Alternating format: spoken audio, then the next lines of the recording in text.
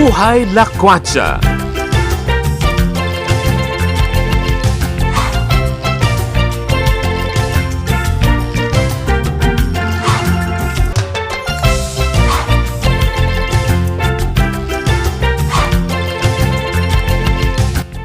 adventure away from the city, umaga, sa isang campsite. Andito ako ngayon sa The Peak Campsite, dito mismo sa Tanay, Rizal, Barangay Maysawa, di ba? So far, dito ako natulog, pero wala naman ako na-encounter na sawa, praise God. Anyway, so sisimulan namin yung iba't ibang mga activities habang campsite. Sinasabi na magha-hiking kami. So, ayan, ano kaya? Gaano kaya kataas yung bundok na aming aakyatin? Sana lang makaya naming aakyatin, okay? So, nakikita nyo, no, napaka fresh ng air dito sa lugar. Siyempre, no, puro puno. And then, ang lamig, no? Wala pong aircon yung mga villas, no? Pero hindi mo na kailangan mag-aircon dahil malamig na malamig. Kinailangan ko nga mag-medyas kasi di ba? Para kahit pa paano, mabawasan yung lamig. And syempre, yung tubig na iniinom mo dito ay tubig galing sa bundok, no? Nakikita mo yung habang tahimik na tahimik yung umaga, ang maririnig mo lang yung lagas-lags ng tubig. Kasi yung tubig po dito, hindi galing sa any deep well. Yan, nakikita niyo po yung ano na yan, yung, itong mga hose na to, yan po ay nakakonect doon sa bukal ng tubig na umaagos. So yun po yung nakasupply ngayon sa iba't ibang villas dito sa loob ng campsite. So tara na po at sabay nating i-enjoy itong adventure na gagawin namin dito sa loob ng The Peak Campsite. Tara!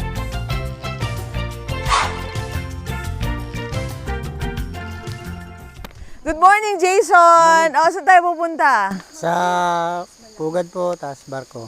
Okay. Si Jason, siya yung aming tour guide dito sa loob ng The Peak Campsite. So, gaano kataas ba yung atin aakyatin? 561 miles po. 561 miles. Nako, i-convert sa kilometer.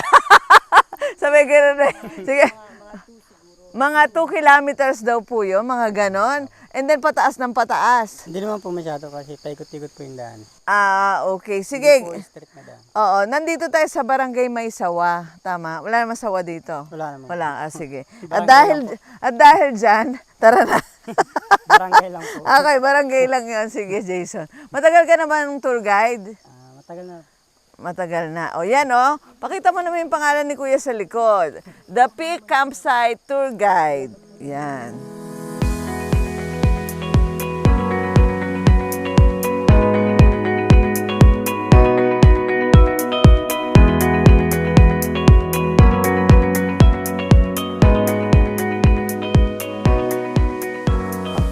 So, correction, sabi ni Kuya Tour Guide ni Jason, hindi pala 561 miles yung elevation nito. Ayan, 581. Yan, okay.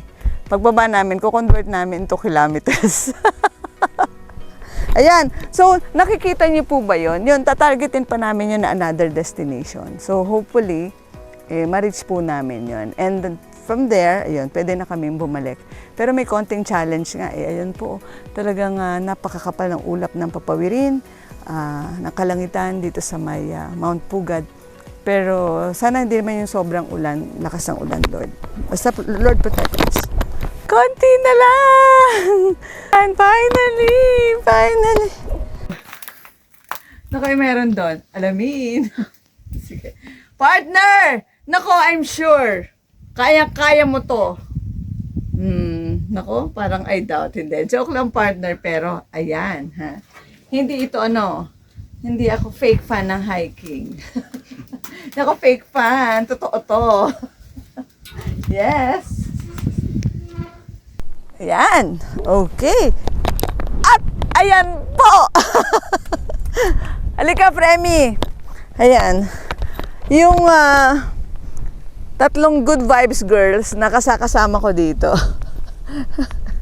So surrender yung isa eh. Pero, nandiyan na ba? Tanaw ko na po kanina dun. Ganun. So, hopefully, makasunod pa rin sila, no? So, kaya lang, ewan ko. Pababa na kami eh. Sige. Anyway, ayun po, finally, andito na ako. It's lonely on the top. Hindi, joke lang. Oo. Pero yun nga, syempre, isa lang to sa mga tuktok ng mga bundok na nakikita ko ngayon dito sa Bulubundukin ng Rizal. Ayan, so, ayan po, isa lang to sa tuktok na ano. Pero hindi ko alam kung alin yung pinakamataas dito sa mga bundok na nandito ngayon. Pero, ang ano doon, ito yung tinarget namin ngayon. So, thank you Lord dahil narating namin itong peak ng Mount Pugad na matatagpuan mismo dito sa The Peak Campsite.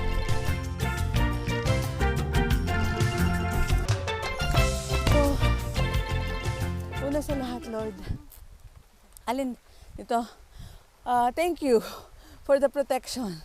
Finally, ito po, still alive and kicking. Aking team, the team, nakabalik muli dito sa The Peak Campsite.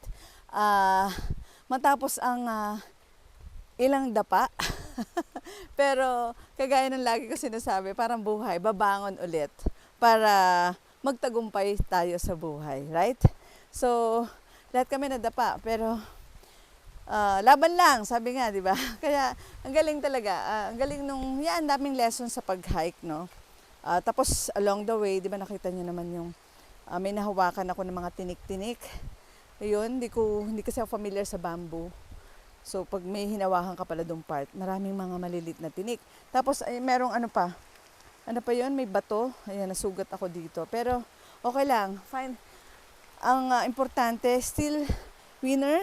Dahil nandito nakabalik na po kami ng alive and kicking at yan, basang-basa at maliligo sa ulan. Tara.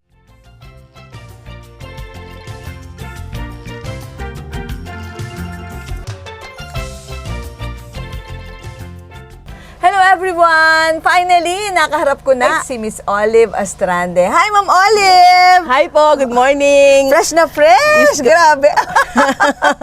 Good morning, Miss Aida. Kayo rin fresh na fresh din po. Thank you.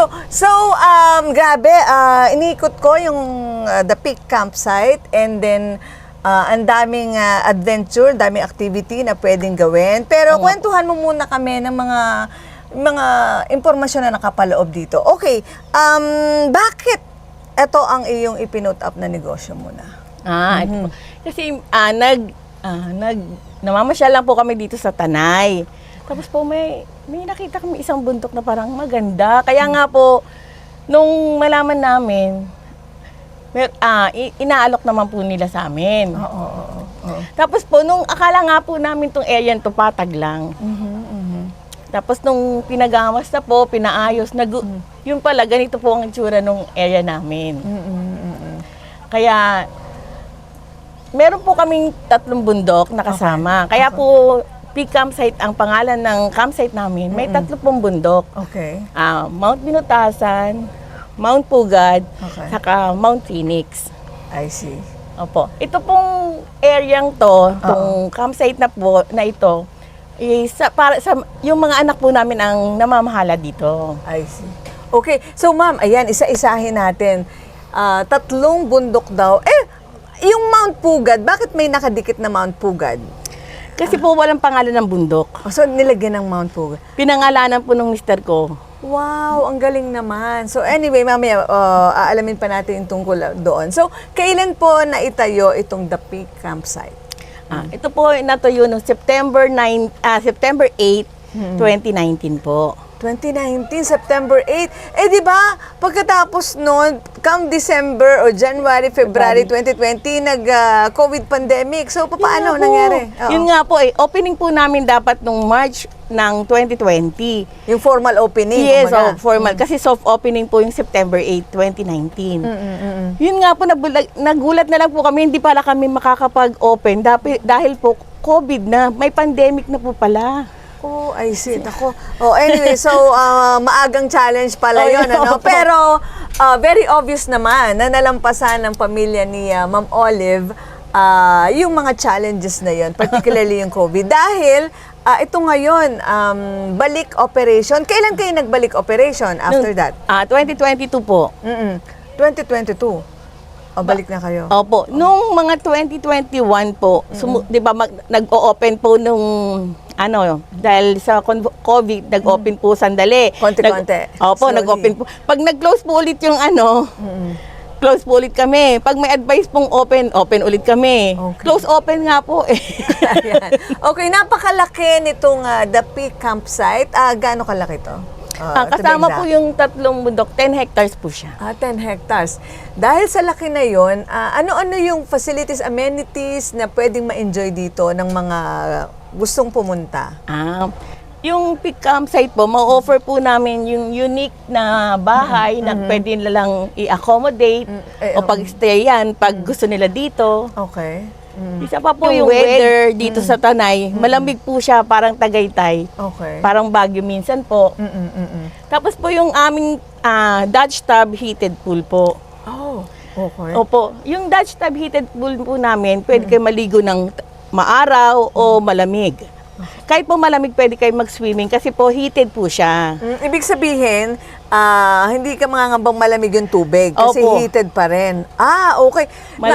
Amazing. Kasi, imagine niyo po, walang supply ng kuryente dito. Solar yung ginagamit. Opo. Based sa kwento mo, ma'am, no? Yes po. And then, mararanasan mo ngayon yung heated na pool. O, di ba? Pambihira yun. So, mukhang natukoy ko na yung pagkakaiba nito sa iba pang mga campsite. Tama Opo. ba ako? O meron pang iba pa, ma'am? Na difference. Yung paligid po namin, kung mapapansin nyo po, yung halaman po namin na Baston San Jose, sa Okay. ibang Alin dyan yung Baston? yung pulang-pula pong na yan. Okay. Opo. Sa ibang area po, hindi po siya ganyan kaganda. Pero sa amin po, makikita nyo sa buong paligid namin, yan po yung nag-a-added attraction dun sa mga Turista, sa mga turista. bumibisita rito. Opo, napapawaw po sila dyan eh. Oo nga, kasi parang breathtaking talaga. Pagpunta mo dito, parang bubungad sa'yo habang bumababa ka. Habang pinapasok mo yung loob ng The Peak Campsite, habang napapasok natin, makikita natin yan. Yan nga sinasabi niyo. Anong pangalan ulit ng halaman? Baston San Jose po. Baston San Jose. Another thing na nakita kong kakaiba dito sa mga villas ninyo. Teka muna, speaking of villas muna, ilang villas mo meron ang The Peak As of Campsite? now po, 3 pa lang po yan. Tatlo. With private restroom po siya. Oh, I see. So, ito po, more or less, gaano kadami ang pwedeng i-accommodate dito? Per room? Opo. Per room po, pwede po siya hanggang 6 persons po per room. Okay. Opo. And then, yung mga small naman, pwedeng dalawahan lang. Opo. I see. Pwedeng couple po, pwedeng 4 packs din po. I see. And then, yung mga activities na pwedeng gawin dito sa The Peak Campsite, kanina nag-hiking, no? Bukod sa hiking, Miss Olive, ano pa yung pwedeng maging activity dito ng mga pwedeng dumayo dito, mga customer? Opo. Yung iba po na mga guests namin, nagti-team building po sila dito. Tapos po, nag-ano rin po sila, yung mga youth club, mga youth Camp. camp po. Yan, marami din po kami. Okay, okay. Dito po sila nagpipray, minsan po nagbo-bonfire sila. Tapos po sama-sama po silang nag-activities diyan. Oh, I see, no? Ayun po, napaka-importante. Ibig sabihin, pwede na kumontak dito ng by group kung may Opo. mga gusto silang activities like team building. Opo. Kasi yun doon sa youth camp, magiging aware ka pa ngayon sa yung nature, no? Yung kakaibang experience Opo. dito ng nature. Kung ang ating mga kababayan ay gustong pumunta rito, papaano sila mag-inquire? Meron po kami yung official FB page. Kung saan po pwede silang sagutin yung customer service po namin. Oo. About sa rate po, available rooms, activities. Doon po doon po sila makakapag-inquire. Oh, I see. And then, syempre, yung mga events, aside sa events, kunyari, mga kasal, ganyan, nag-a-accept din po kayo? Opo. Opo, one time nga po meron dito, kala ko prenup lang. Okay. Yung pala po wedding talaga. Oo, meron po talaga. Meron din po kaming prenup na ino-offer. Ayun. So, ayun po, ibig sabihin, any occasion, pwede niyong gawin dito. Kasi kung sawa na kayo dun sa city celebration, di ba? Oo, yung gusto niyo naman ang ambience, ito nga, campsite, bundok, di ba? Tahimik. Ito po ang alternative na pwede niyo pong i-take, no? Piliin. And, of course, syempre, sabihin nga natin na, kailangan mong bumiyahe, yun talaga, andun yung thrill, di ba? Miss Olive, no? Yes, sa road, may mga content challenge, pero pandagdag, experience.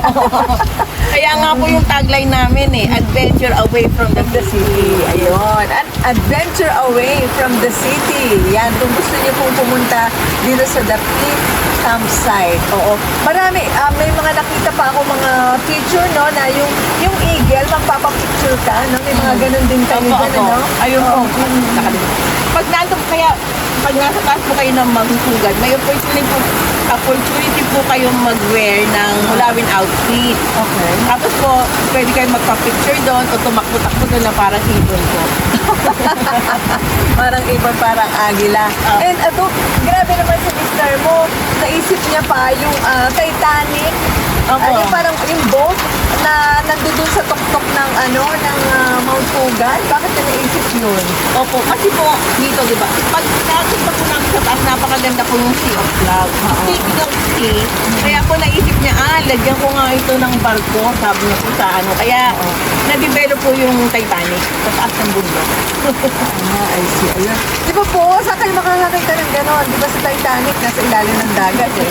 Dito sa Tanay, at particularly sa The Peak Campsite, nasa tuktok ng bundok. At pretty amazing talaga. So, ayun po. Sigurado kung kayo po ipupunta dito, hindi lang ordinary experience ang inyong mararanasan. Extraordinary experience dahil napakaraming adventure. Dito lang ako first time ko nakaakyat ng bundok. Oo. Oo, ayan. At dito ko yun. Yeah, dito ko naranasan yon sa The Peak Campsite. So once again, Miss Olive, invite our listeners, viewers na pumunta dito sa The Peak Campsite. Hello po. Inaanyayahan ko po kayong dalawin kami dito sa The Peak Campsite para ma-experience nyo naman po yung adventure away from the city na ino-offer po ng Peak Campsite. Thank you. Okay, and sinisigurado ni Miss Olive na very peaceful sa lugar, friendly yung staff niya, at home kami. Hindi lang yun, yung pagkain, the best yung lasa, parang hindi kayo umalis sa bahay. Yung lutong bahay ba?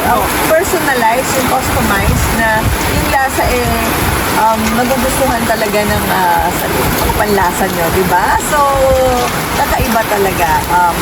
It's worth it. Sabi nga, yung pag-adventure away from the city dito po sa The Peak Campsite. Once again, ma'am, thank you very much. Ako, Miss Olive. Ako naman po dito si Miss Ida G. Bye muna. Doc Marie, talaga adventure away from the city ang ginawa natin. How's your experience sa The Peak Campsite? Masaya talaga, away from yung mga maingay, pollution. Kakaiba yung lugar niya, tahimik, kunti lang yung tao, hindi siya crowded. Oo. Medyo na-challenge ka ba? Talagang challenge kasi maraming lalakarin. Talagang akyat ka ng bundok para lang makita yung magandang palibot ng Mount Pugad. Talagang enjoy, masaya siya talaga. Tapos dito walang electric fan, walang aircon, pero talagang malamig, masaya. Natural lahat, di ba? Yes, natural. Naka-solar sila, wala silang electric. Pati yung tubig nila dito, bukal talaga. Ang ganda, masaya. And yung isa sa mga activity na pambihira dito sa The Peak Campsite, yung pag-akyat mo doon sa sa Titanic, sa Mount Pugad. And nagawa mo, Dok, ha? Totoo yan. Di ba? Naku, grabe nabisikleta talaga. mo doon? Talagang sinagaan namin, unti-unti lang. Pagpagod ka na, 20 steps at a time, tapos another 20 steps. Tapos yung pababa nga, talagang medyo madulas-dulas, pero kinaya pa rin namin kasi gusto talaga namin, masaya talaga siya. Oo. Kakaiba yung, pagdating mo doon, masaya, makikita mo yung parang nasa taas ka ng parang top of the mountain talaga, top of the world, overlooking lahat ng palibot. Ako nga, gusto ko rin kumanta kanina ng Top of the World. Mas masaya. Pero Doc, so aside from that, ano pa yung pwede mong ma-share na karanasan mo, na experience dito sa iyong staycation sa The Peak Campsite? Go ahead. Dito kasi talagang away talaga sa palibot. Wala nga, minsan may kunting wifi ka, minsan nawawala yung wifi, nawawala yung signal ng globe. So talagang tahimik talaga siya, masaya. Hindi mo muna isipin yung work mo, hindi mo isipin yung sa palibot. Parang sarili mo lang yung enjoy. Masaya kang walang nakaka-disturb sa'yo dito.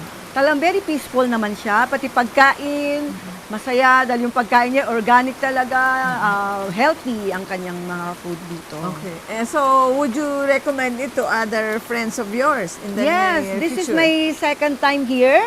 Nung una nga talagang maulan, naglakad kami, may mga putik. Pero masaya, pagpasok mo rito, ang ganda-ganda. Hindi mo maisip na ganito kaganda yung lugar. Ang ganda talaga. So, you agree dun sa difficult roads leads to Yes. beautiful destination. Yes, yung kaninang pagpunta namin first at saka second, sabi ko nga parang suko na kami yung parang second stage. Pero pagdating ng third, ang ano na, very smooth na yung dinalakaran namin. Talagang ano na lang siya, mga damo, wala nang akyat manaog. Hanggang makarating kami dun sa Titanic, sa Lawin, sa Mount Pugad, na yung pugad nila talaga na malaki, the nest, ang ganda talaga. Matutuwa ka talagang, masaya. Masaya talaga. Okay, very energetic Doc Marie. Okay, sa kanyang experience dito sa The Peak Campsite. Okay. Thank you. Thank you, Miss bye. Aida. Thank Bye. you. Mas gusto mo sa campsite, maaraw o maulan? Wow, galing ng tanong ni Fremy Obvious ba? Hindi. Parang ano ko, walang itulak kabigin. Pero, parang ano may advantage tsaka may disadvantage. Parang, depende siguro sa kung anong purpose mo kung pupunta ka ng campsite. Kung pupunta ka ng campsite ng gusto mong subukan lahat ng mga activities na fini-feature nila, di ba? Kung gusto mong maranasan lahat yun, to the max, dapat maulan. Sorry, tag-araw. Dapat tag-araw. Ulitin ko po kung gusto nating maranasan lahat ng mga activities, yan. Yun yung para sa akin, best time na mag-campsite, buhay campsite. Now, kung ang gusto lang naman natin experience, maka-commune with nature, kagaya niyan, di ba? Oo. Makarinig ng huni ng ibon, ng kuliglig sa gabi, maka-witness ng mga sea of clouds, di ba? Pagpahapon na, tapos makalanghap ng 24 hours ng sariwang hangin, tapos maka-experience ng yung sa kwarto mo hindi yung fake na lamig, hindi aircon, di ba? Yung totoong lamig. And then, what else? Yung sobrang tahimik, di ba? Yung parang talagang nagko-commune ka lang with nature. Para sa akin, best time pumunta, yung ganito, yung windy, cloudy, tapos malamig na malamig ang panahon, tapos may konting shower ng ulan. So, ang sarap. Parang, ang sarap no? Ang sarap magstay. So, yun po. So, kung ano yung gusto nyong maranasan, yun yung season na piliin nyo ng pagpunta sa campsite. But definitely, kahit naman saang lugar, walang perfect na sitwasyon. Kaya, depende lang yun sa atin kung ano yung purpose natin sa pagpunta natin sa isang lugar. At syempre, dapat, ano man ang panahon, tag-araw man o tag-ulan, kailangan dapat yung ating katawan ready, malakas, kayang-kaya ng tuhod natin, hindi nananakit yung ating mga kasukasuan. Para masigurado na hindi nyo mararanasan yan, magbaon kayo ng Immune Advance at ng Plavon Pro. Dahil yan ang kasama ko sa aking bawat lakwatsa, kahit wala ang aking pampa-inspire. Hello, partner ko, nag-e-enjoy pa rin ako sa bawat lakwatsa. So yan, there you have it. Another kwento or another secret ng buhay ko na i-share ko po sa inyo. Sana naka-encourage at naka-inspire at nakapagbigay sa inyo ng kaalaman. Okay, hanggang sa susunod. Bye!